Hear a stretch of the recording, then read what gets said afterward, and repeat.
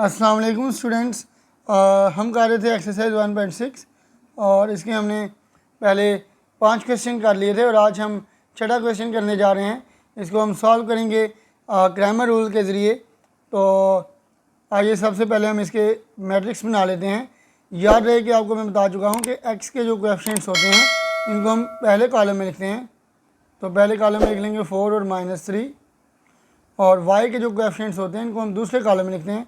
तो y के coefficients आ जाएंगे +1 और -1। और दूसरे मैट्रिक्स में हम वेरिएबल्स लिख लेते हैं x और y।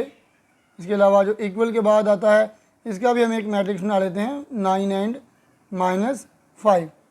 अब ये a है, इसको x का नाम देते हैं और इसको b का नाम देते हैं। याद है कि अब हम क्योंकि इसको ग्रामर रूल से हल कर रहे हैं, आइए हमें ज़रूरत पड़ेगी ए मैट्रिक्स की, ए एक्स वाले मैट्रिक्स की और ए वाई वाले मैट्रिक्स की।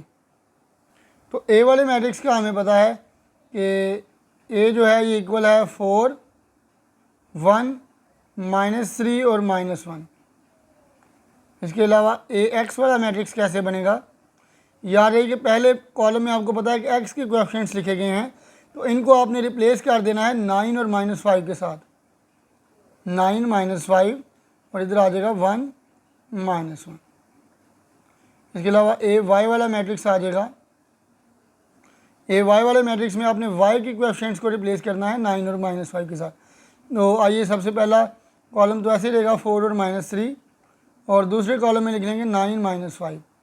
याद है कि जो भी इक्वल के बाद वाला कॉलम यानी कि मैट्रिक्स होगा उसको आपने रिप्लेस करना होता है ए एक्स में एक्स वाले कॉलम की जगह और ए वाई में वाई वाले कॉलम की जगह।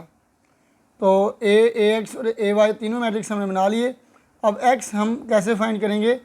ए एक्स का डिटर्मिनेंट ओवर ए का डिटर्मिनेंट। इस तरह वाई कैसे फाइंड करेंगे? ए वाई का डिटर्मिनेंट ओवर ए का डिटर्मिनेंट। तो आइए सबसे पहले ए का डिटर्मिनेंट ले लेते हैं। 4, 1, -3 एंड -1। 4 को -1 से मल्टीप्लाई करेंगे, दरमियान में फार्मूले का माइनस, और 1 को -3 से मल्टीप्लाई कर लेंगे। उसके बाद 4 -1 time -4, minus minus plus 1 3 time 3, और -4 + 3 कितना आ जाएगा? -1। उसके बाद आइए अब हम ए एक्स का डिटर्मिनेंट ले लेते हैं। ए एक्स वाला मैट्रिक्स लिखेंगे सबसे पहले। ए एक्स वाला डिटर्मिनेंट है हमारे पास, इनफैक्ट मैट्रिक्स है 9, 1, -1 और -1। याद है कि इनको पहले हमने स्ट्रेट ब्रैकेट्स में लिखना होता है, उसके बाद हम इसका डिटर्मिनेंट लेते हैं। तो 9 को मल्टीप्लाई करेंगे -1 के साथ, फार्मूले का माइनस दरमियान में, और 1 को मल्टीप्लाई करेंगे -5 के साथ। 9 -1 time -9, minus and minus plus 1 5 time 5, तो ये आ जाएगा -4। यूँ ए एक्स का डिटर्मिनेंट भी आ गया। अब हम डिटर्मिनेंट लेंगे ए वाई का। अब ए वाई का हमने डिटर्मिनेंट लेना है। ए वाई के अराउंड हम पहले स्ट्रेट ब्रैकेट्स लगा लेंगे।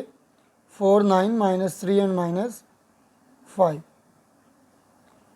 और डिटर्मिनेंट में हम क्या करते हैं? पहली और चौथी वैल्यू को मल्टीप्लाई करते हैं। तो 4 मल्टीप्लाई हो जाएगा -5 के साथ, दरमियान में माइनस, और 9 मल्टीप्लाई हो जाएगा -3 के साथ।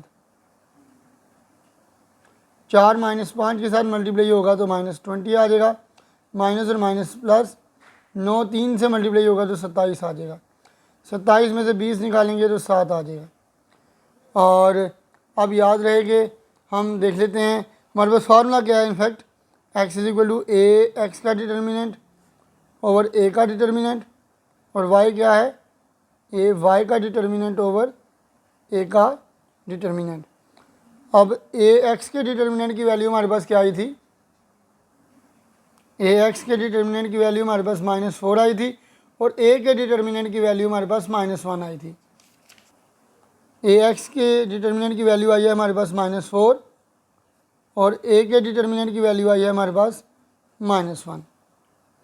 तो ये माइनस और माइनस कैंसिल हो जाएगा, तो ये आ जाएगा x इज इक्वल टू 4, 4 1 के साथ डिवाइड होगा तो 4 आ जाएगा। इस तरह y is equal to A, Y के डिटर्मिनेंट की वैल्यू आई है हमारे पास 7 और a के डिटर्मिनेंट की वैल्यू -1। तो y इज इक्वल टू 7 को -1 पे डिवाइड करेंगे तो -7 आ जाएगा। यूँ हमारे पास x और y दोनों की वैल्यूज़ आ गई हैं, हमने यही दोनों वैल्यूज़ फाइंड करनी होती हैं।